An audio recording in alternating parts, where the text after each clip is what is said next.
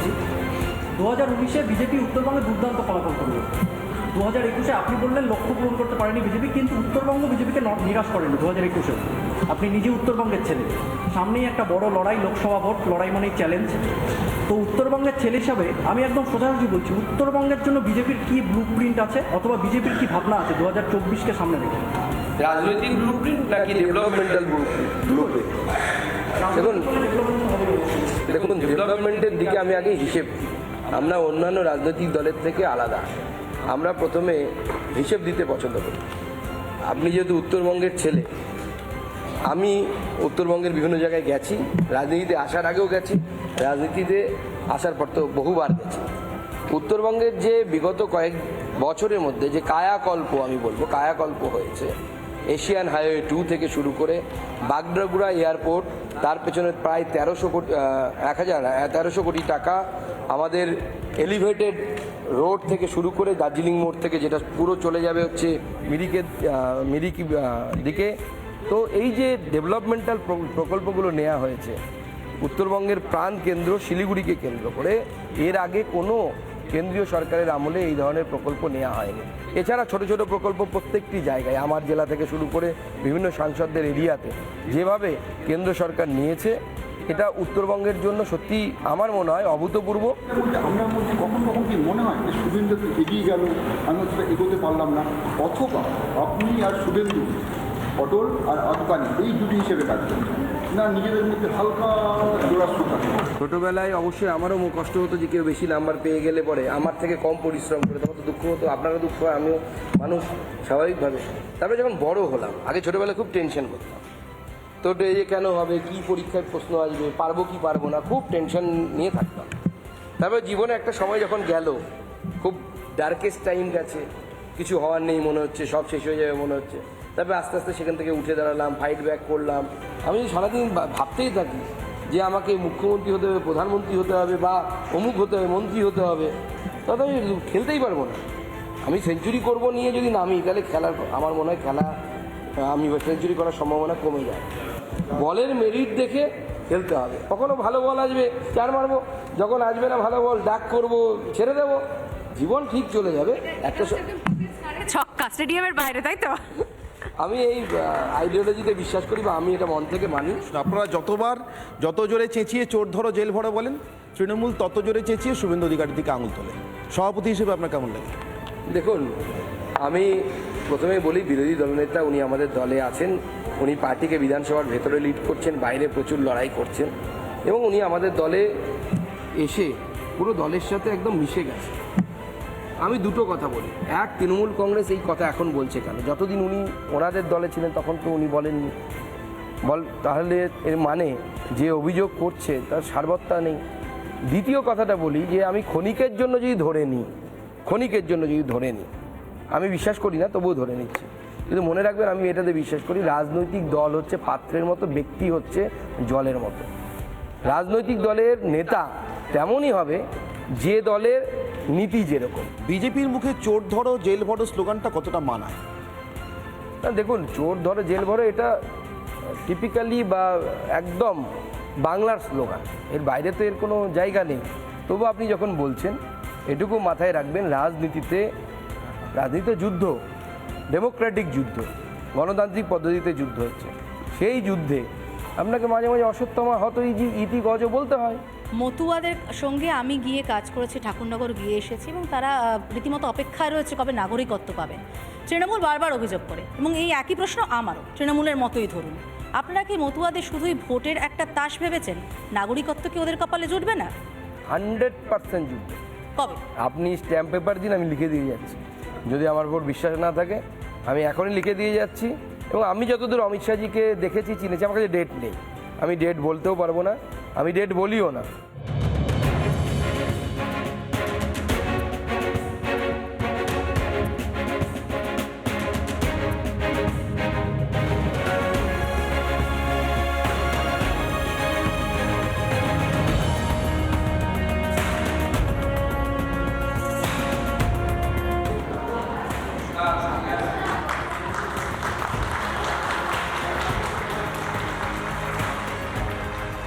প্রথমেই thank you Suvendu Adhikari, at least আপনি এভাবে এই ছোট ছোট বাচ্চা, এদের বয়স 20 থেকে 25-এর মধ্যে, এই বাচ্চা ছেলেমেয়েগুলো মধ্যবিত্ত বাড়ি থেকে আসে, খাটের নিচে টাকা থাকে না, বাড়িতে আবার বকা খায়, সকালবেলা অফিস আসতে হয়। এদের মনোবল বাড়ানোর জন্য সন্তু পানের সহকর্মীদের কি বলবেন? সন্টুর অপরাধ ভাইপোকে প্রশ্ন করেছিল, ভাইপো তার স্যাটিসফ্যাক্টরি অ্যান্সার দিতে পারেনি, বাংলা দেখেছে।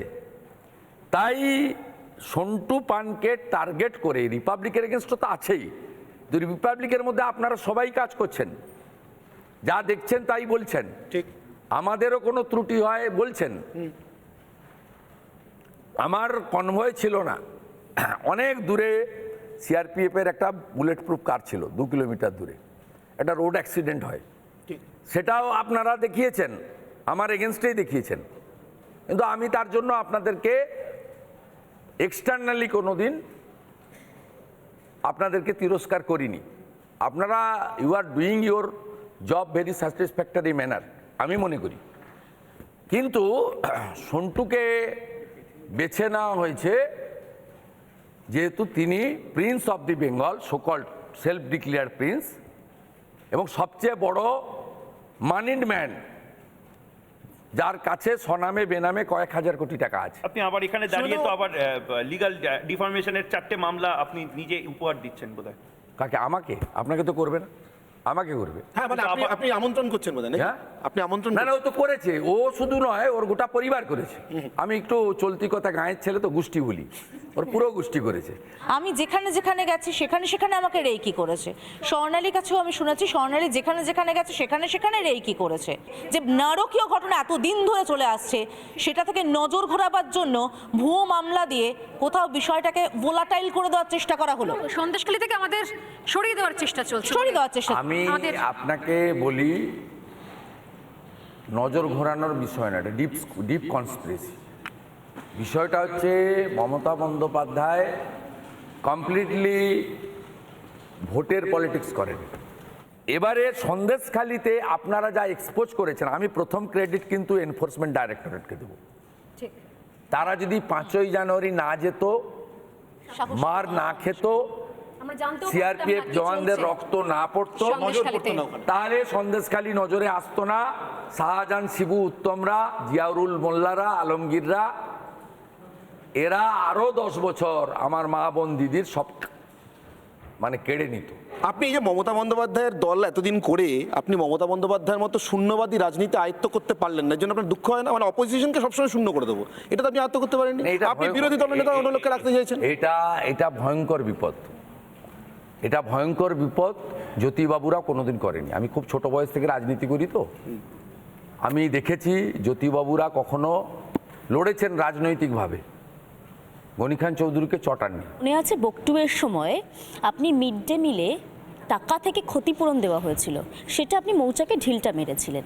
আমার একটাই প্রশ্ন, এই উত্তম সর্দার, শিবু হাজরা, এদের যে পাওনা টাকা তৃণমূল থেকে মেটানো হচ্ছে, আপনি জানেন, এই খবর দেখেছেন, এই টাকাটা কোত্থেকে আসছে? এই টাকাটা আসছে কোত্থেকে? এই টাকাটা আসছে কোত্থেকে? ভাইপো দিচ্ছে। তৃণমূল কি জানেন কত টাকার মালিক? 1000 কোটি টাকার বেশি আছে। ডিয়ার লটারি কত টাকা দেয় জানেন মাসে? জানেন এক্সাইজ থেকে কত টাকা ওঠে? মমতা ব্যানার্জির আমলে 4 লক্ষ ছাত্রছাত্রী মাধ্যমিকে কমেছে, 2 লক্ষ এইচএসে কমেছে। কি বেড়েছে জানেন? 21,000 মদের দোকান। জানেন মায়েদের যেটুকু টাকা দিচ্ছে 500,000, ওইটা ঘুরিয়ে ডিয়ার লটারির দোকানে আর মদের দোকানে চলে যাচ্ছে। আগে আমরা 11-র আগে বলতাম ভুলতে পারি নিজের নাম, ভুলবো না এখন নন্দীগ্রাম। ঠিক ঠিক। এখন সবাই বলছে সন্দেশখালী করবে মমতার চেয়ার খালি।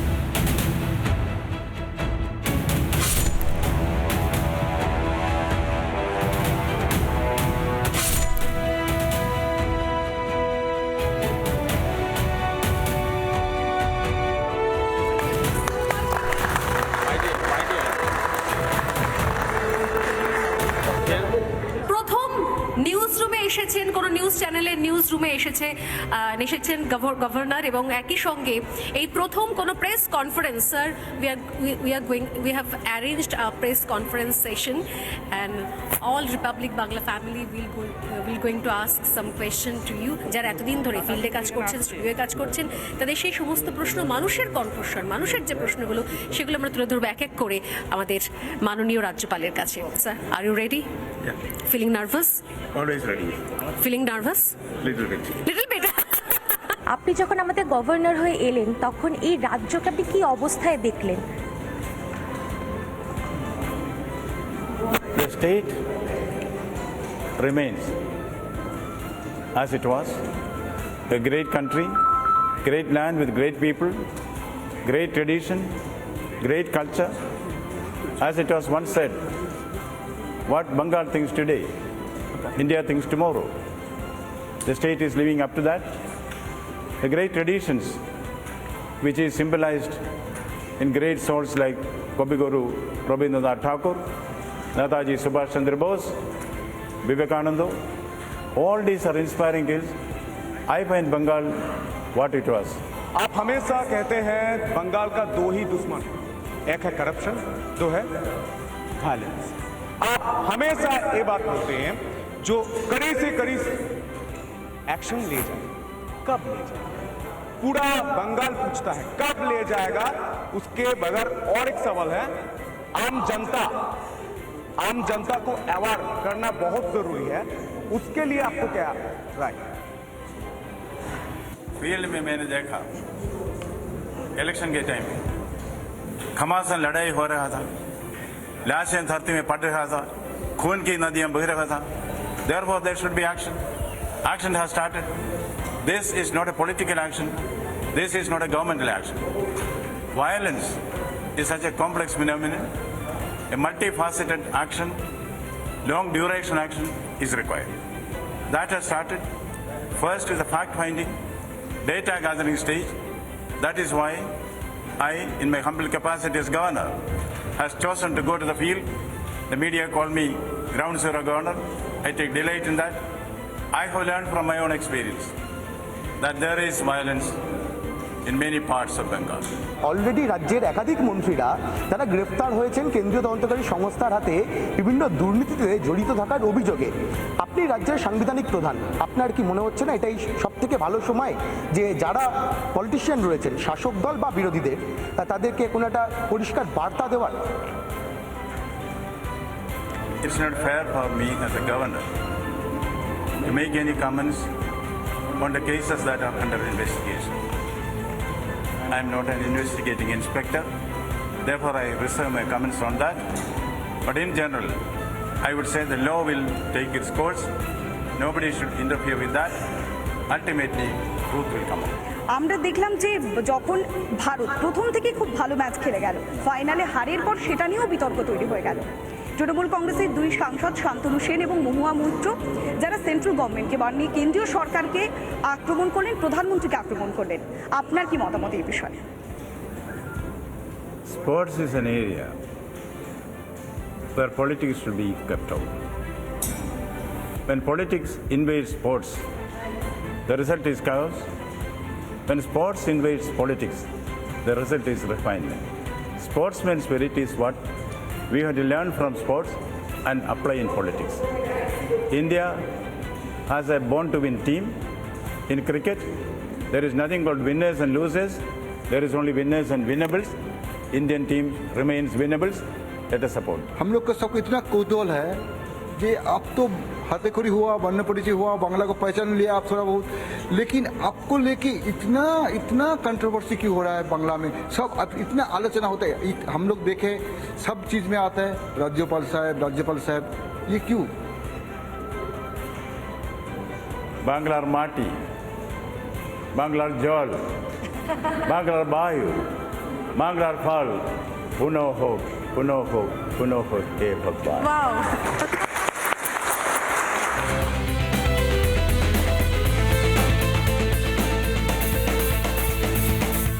সকালবেলা দিলীপ ঘোষের বক্তব্য এবং সেটাকে কেন্দ্র করে হেডলাইন্স এবং খবর, এইটা কি বোধহয় কোথাও সব চ্যানেলের কাছে ম্যান্ডেটরি হয়ে গেছে বোধহয় এখন, নাকি?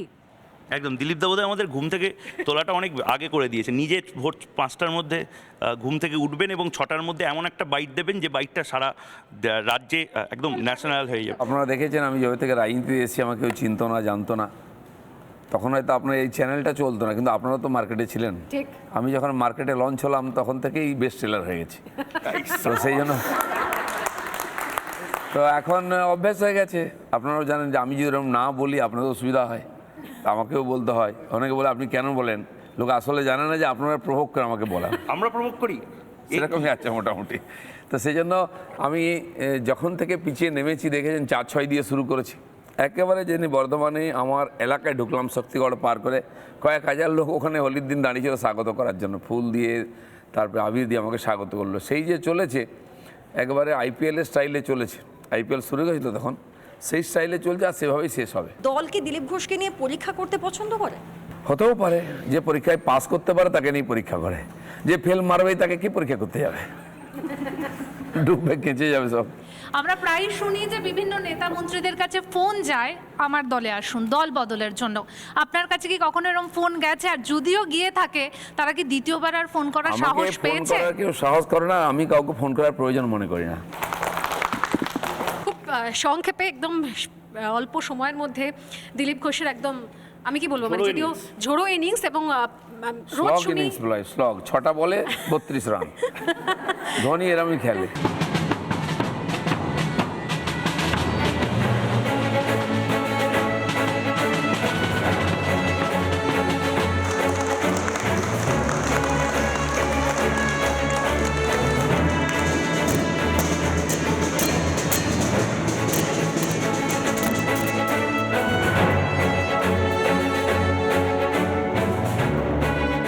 স্বাগত জানাবো প্রত্যেকেই যারা আমাদের সঙ্গে উপস্থিত রয়েছেন, সেই সকল যোদ্ধারা 71-এ যারা সরাসরি উপস্থিত ছিলেন, 71-এর যুদ্ধে যারা অংশ নিয়েছিলেন, আপনাদের প্রত্যেককে কুর্নিশ জানাই। প্রত্যেককে আপনাদের যে বীরগাথা আমরা শুনেছি, আপনাদের অবদান সত্যিই তা ভোলার নয়। স্বাগত, প্লিজ একবার একটু জোরে হাততালি দিয়ে স্বাগত জানান আমাদের যারা উপস্থিত সহকর্মীরা রয়েছেন। ময়ূক আমার সঙ্গে রয়েছে senior. Thank you so much. আর এই মুহূর্তে যারা রয়েছেন তাদের প্রত্যেকে আমরা গর্বিত স্যার। আমরা এই মুহূর্তে আমাদের সাথে সিনিয়র এডিটর স্বর্ণালী সরকার রয়েছে, এই মুহূর্তে শুভ্রাংশু চ্যাটার্জি সিনিয়র এডিটর রয়েছে, অনির্বাণ এই মুহূর্তে রয়েছে, এবং গোটা যে Republic network which says nation first no compromise, দেশ সর্বোপরি কোনো আপোষ নয়, আমরা গর্বিত আপনাদেরকে আজকে এখানে পেয়ে। একদম পাশে রয়েছেন কর্নেল সব্যসাচী বাগচি, দীর্ঘদিন তিনি সেনাবাহিনীতে ছিলেন। তার ঠিক পাশে এই মুহূর্তে রয়েছেন মেজর দেবেন্দ্রনাথ দাস, উনি আমাদের একদম পাশের রাজ্য ওড়িশা থেকে, ওড়িশা, পাঞ্জাব, বাংলা সবাই এই যে এখন যে 4 দিনে 5 দিনে আক্রমণের কথা বলে কলকাতা শহর, আমরা প্রত্যেকে যখন 140 কোটি মানুষ এক হয়ে যাই তাহলে কি হয়। এবং তার পাশে অবশ্যই লেফটেন্যান্ট জেনারেল উৎপল ভট্টাচার্য আমাদের সঙ্গে রয়েছেন। তার একদম পাশে বিমল কুমার চন্দ, তিনি নৌবাহিনীতে ছিলেন এবং সেই সময় ক্যাডেট ছিলেন সেই যে অগ্নিযুগ 70 থেকে 75-এর সেই সময় ক্যাডেট ছিলেন, এবং পরবর্তীকালে ফোর্ট উইলিয়ামের তিনি অনেক গুরুত্বপূর্ণ দায়িত্ব সামলেছেন। ব্রিগেডিয়ার প্রবীর সান্যাল, আমি জানি না উনি কেন পেছনে দাঁড়িয়ে আছেন, গম্ভীর মুখে রয়েছেন। নানা ধরনের কন্টেন্ট দেখার জন্য লাইক করুন, শেয়ার করুন আমাদের ফেসবুক পেজ, সাবস্ক্রাইব করুন আমাদের ইউটিউব চ্যানেল। পাশাপাশি অন্যান্য ব্রেকিং নিউজের জন্য অবশ্যই চোখ রাখুন রিপাবলিক বাংলায়।